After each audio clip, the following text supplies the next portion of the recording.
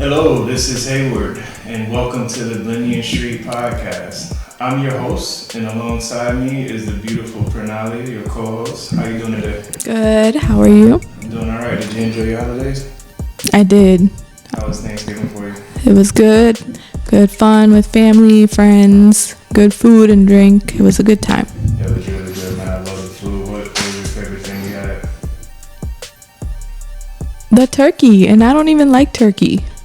My mama threw down on that turkey. She did. It was really good. She put that black in you. I appreciate it. Mm-hmm. Just to give you guys a little bit of information about what this episode is all about. Now we're just going to dive in just a little bit so you guys can get to know us a little bit. My name is Hayward. I'm originally from St. Petersburg, Florida, and I graduated from FAMU. I've written a bestseller on Amazon, several businesses. One that's actually thriving right now would be my online real estate school called Sacred Place. I'll drop a link in there just in case any of the listeners are interested in getting your real estate degree. So Pranali, go ahead and tell us a little bit about yourself. Okay. I'm Pranali. I was born in India.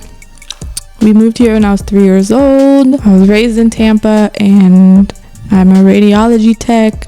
I've been traveling all over the United States for work, and Hayward finally got me to settle down here in Tampa. Oh, wow. It was me that got you to settle down? Yeah. Oh, okay. I was in a different state for work every couple months. How did you like that lifestyle?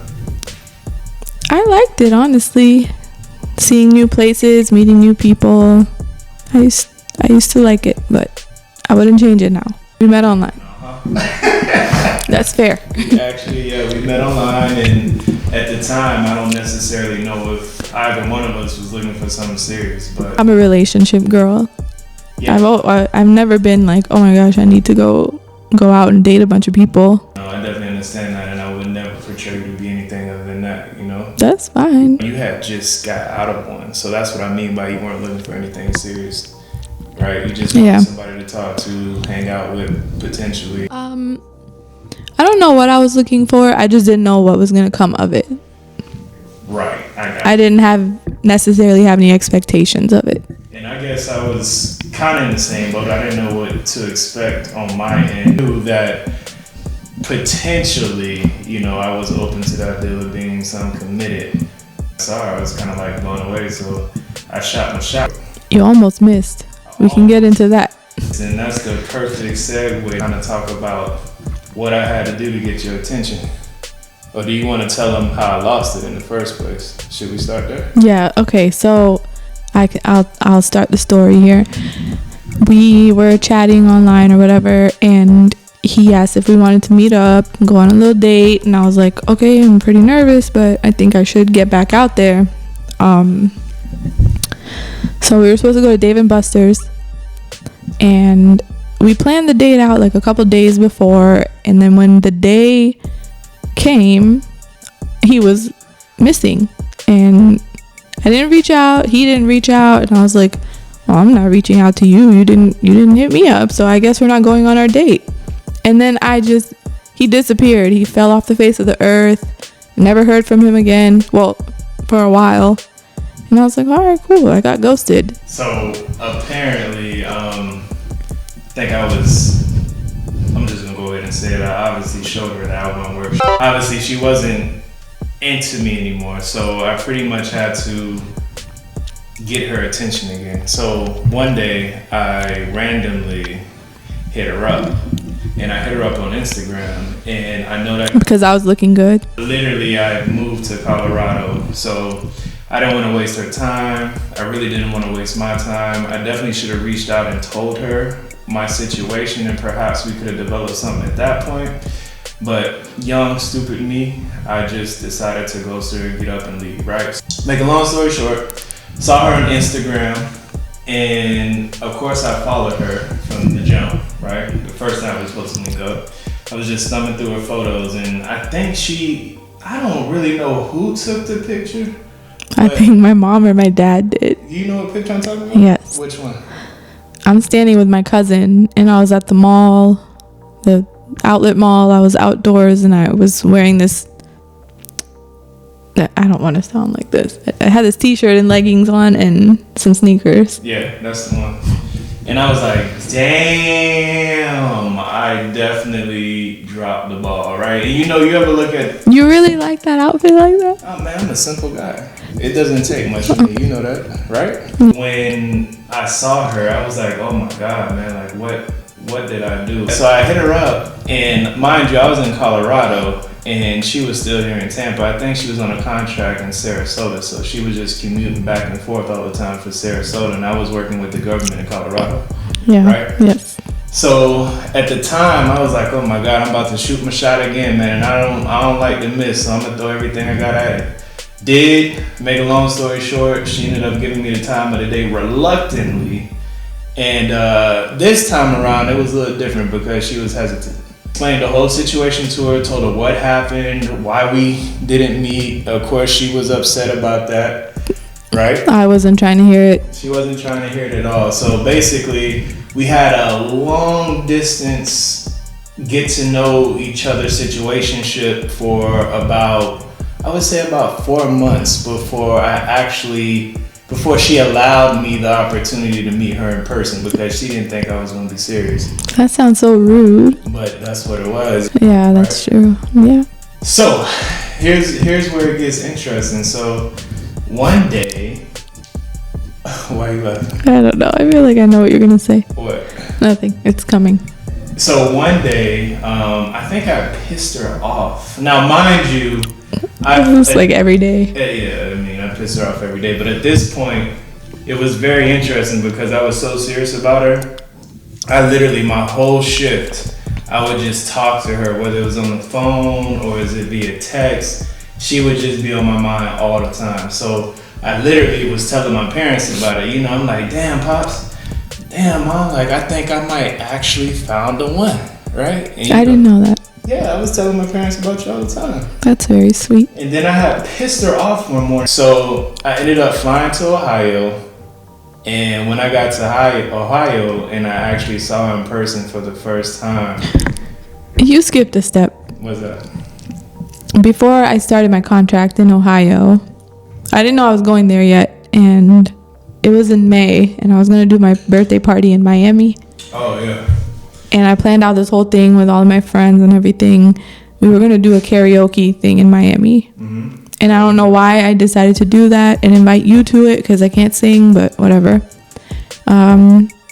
Basically, I tried to make him prove himself. I was testing him a little bit. And I was like, hey, if you're serious about me, come to my birthday party. What did I show you? Oh, I took a nap. And when I woke up from my nap, he sent me his itinerary. He had already booked his ticket. So. I was not playing. And needless to say, she ended up canceling that whole day. So I was highly upset because one, I didn't get a chance to meet her. Right. It sounds like it was about the money, but now I'm thinking I'm getting catfished, right? So true. I was pissed. I was very, very pissed. So after that, we still talked. I told her what happened. She told me what happened, and she ended up getting this contract for Ohio.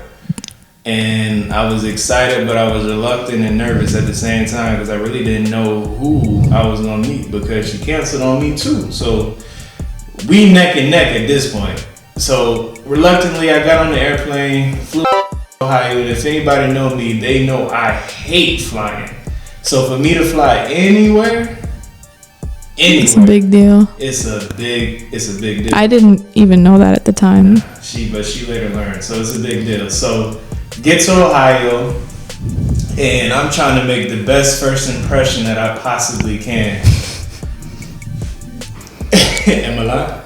No, you made a great first impression. So, I pull up. Now I found out she was talking to all the coworkers about me, showing her pictures and everything. So she obviously was just excited as I was. Yeah, I was excited. What'd you tell them? I was just telling them how sweet you are. I can't believe I canceled on him for Miami and he decided to actually come to Ohio. And I was talking about how nervous I was to meet you because we had this deep connection over the phone. What was deep about our connection to you? We talked about everything good, bad, and ugly. Like, I felt like I could talk to you about anything, and you're not gonna judge me, laugh at me. You just listen. Yeah. So I was nervous because sometimes when you're speaking to people on the phone or over text message, it translates differently in person. People can act different in person. So I was nervous about that. And then I was like, oh, what if he's a serial killer or something? I don't know. I did say that. You thought that's what you told him? I did. And they were looking out for me. Any of your homegirls give you like a phone number or something? The call? I had everyone's phone number. Okay. All right. Well, so long story short is I ended up being everything you thought I was, and you ended up being everything I thought you was. Yeah, for sure. I'm glad that we gave each other a second chance. I want to say that you wanted to make the best first impression, so you come in your nice outfit, you got a nice car in Ohio, and he's like, oh, I'll pick you up from work so you don't have to ride the bus home. And I'm in my big baggy scrubs, like not even the cute ones with the joggers and stuff, like they were big and baggy and no makeup. I had my glasses on. It was not a good. You got to look your best, and I was just getting off of a 12-hour shift. No big deal. Mm-hmm. So. But when we met each other, I mean, it just felt like we've known each other for forever. I mean, correct me if I'm wrong. No, you're definitely right. I instantly felt comfortable. It wasn't, those nerves and everything completely disappeared. And it's kind of like you finally understand what it means when your parents tell you just know. You know, you finally understand that because you actually had those same sentiments. Yeah.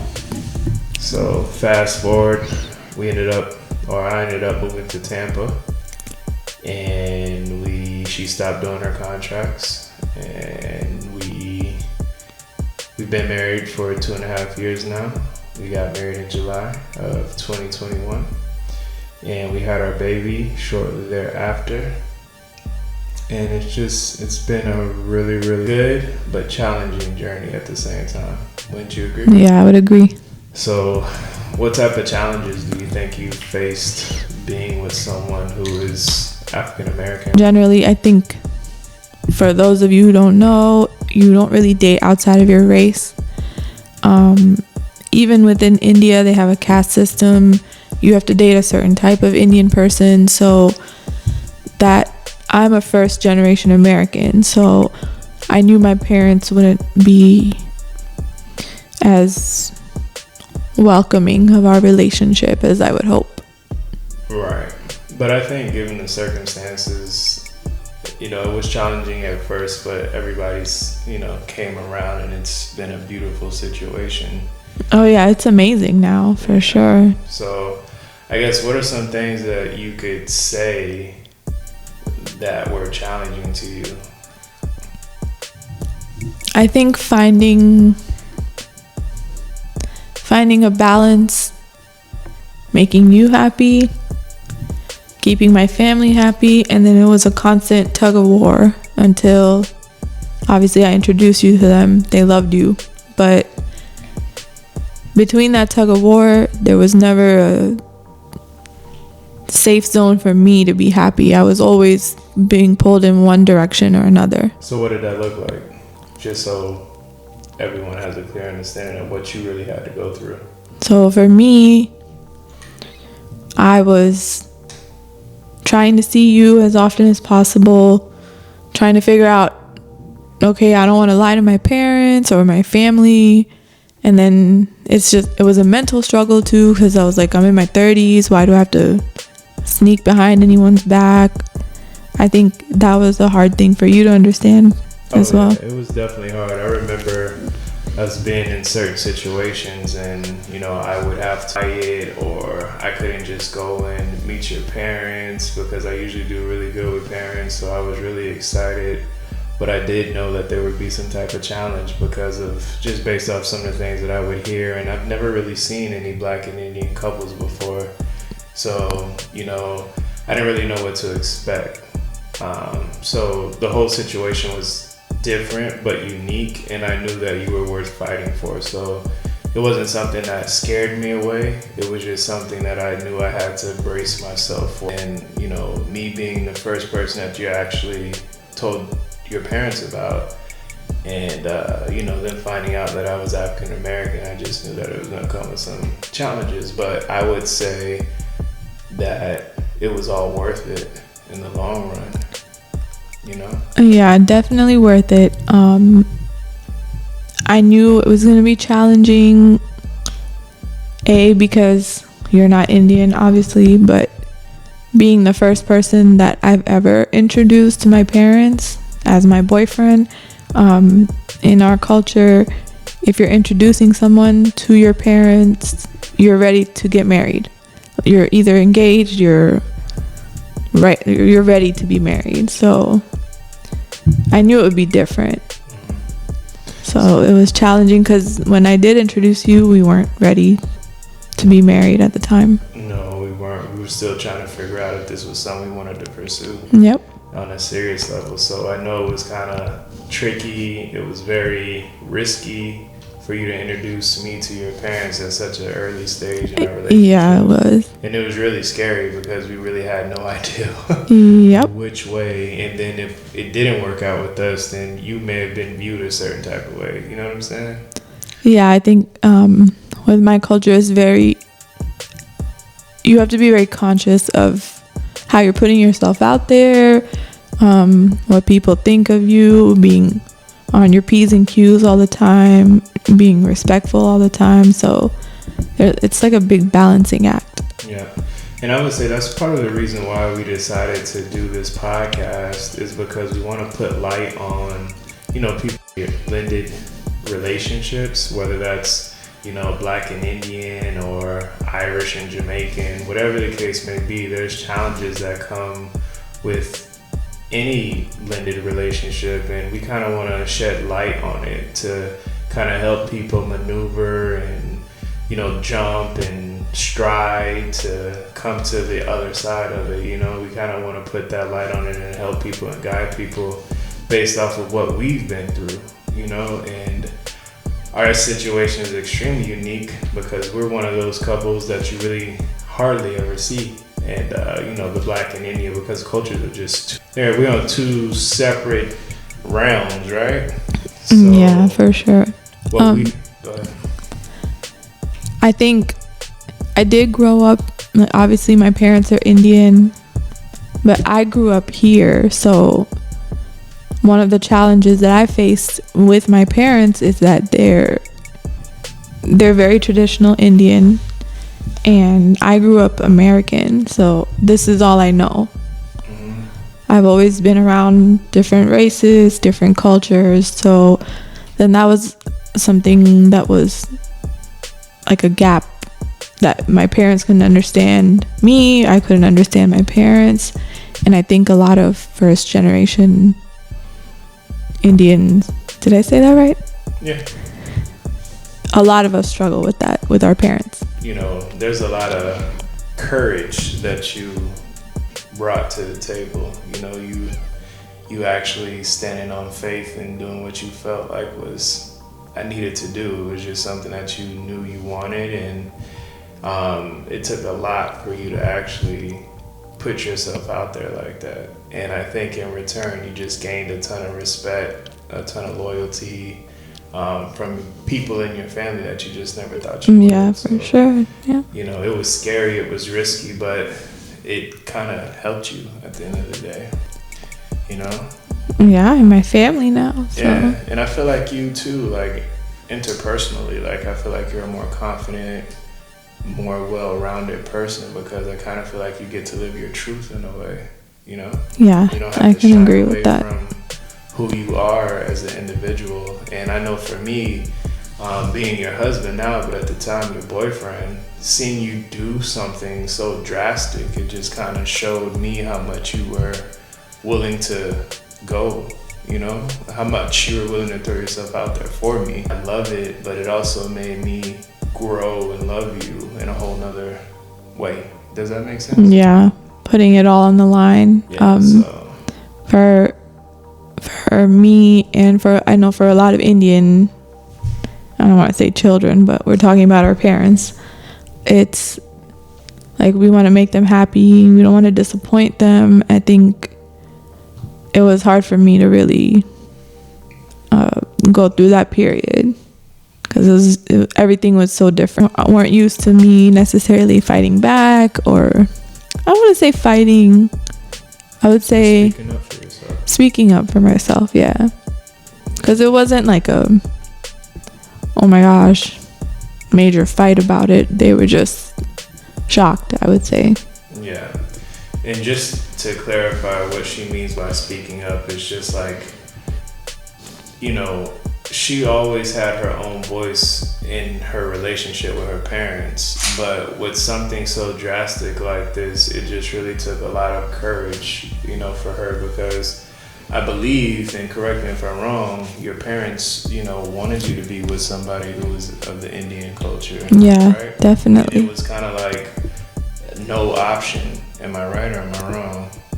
From their perspective. Yeah, you're right. You know, we just want to lend a hand out and be helpful and assist people because we know how challenging this could be. And we also know, you know, how much true love is stopped because of interracial relationships, you know, and a lot of people live with the lie. And, you know, we don't want to see that anymore, because I wouldn't want my daughter to be afraid of, you know, whatever because of what mom and dad thinks or what her family thinks. So we just want to, you know, create a safe space, an open space for people to come together to hear stories from other people, hear our stories, and we can just become one great community and just help each other out. You know, because there may be some people who've been in 15, 20-year Blindian relationships that we can reach out to and get some help from, or some advice from, or some guidance from.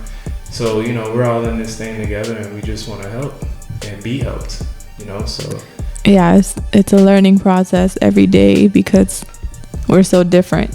Yeah. We're raised different, culture's different, religion's different, so kind of have to learn everything our way. Exactly. And once again, just to harp on that Blindian podcast, man, we're talking about hard topics like cultural differences, belief systems, education. How do you raise a kid? You know, I'm Baptist Christian, and you know, she has a whole separate religion. Holidays, what do we do for holidays? You know, how do we, languages, what do we do with languages? You know, how society views us as a Blindian couple. I remember walking in stores and people will look, they'll double take, you know, first time they'll look at me, they'll be like, well, he might just be a dark Indian, and then they'll look at me again and be like, you know, she doesn't really belong with him.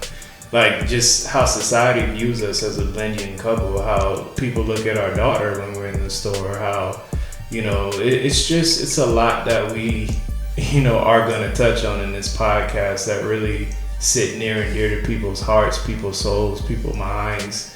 A lot of people have questions that they don't bring up because they're afraid of how other people will take it. So this is your safe space where we can talk about these hard topics, and, you know, you can feel safe here, you know? So it's part of the reason why Blindian podcast, Blindian Street podcast exists, and hopefully we can do something good in the world with this and help everyone out. So I'm looking forward to speaking to other Blindian couples because we don't find too much of that. So it'll be interesting to share stories, have discussions about these topics, about how you raise your children, about religion and differences and all of that. So let's go ahead and recap on today's episode. We did the introductions, and you guys finally got a chance to meet the host and the co-host and get to know us a little bit better. And I think we were super excited about, you know, talking and giving a little piece of us to you guys. And we look forward to what's to come in the future with the podcast, the growth, and hopefully we can inflict change in the world, especially in the interracial world, and hopefully we all can grow together as a community, and as a blended community, as a Blindian community, as an interracial community, and hopefully we can just thrive and lift each other up one by one. I hope you guys enjoyed our first episode. Please don't forget to click on that subscribe button at the bottom of this video, and also if you have some time, Please follow us on Instagram, Twitter, TikTok, and Facebook at Blindian Street. See you on the next episode.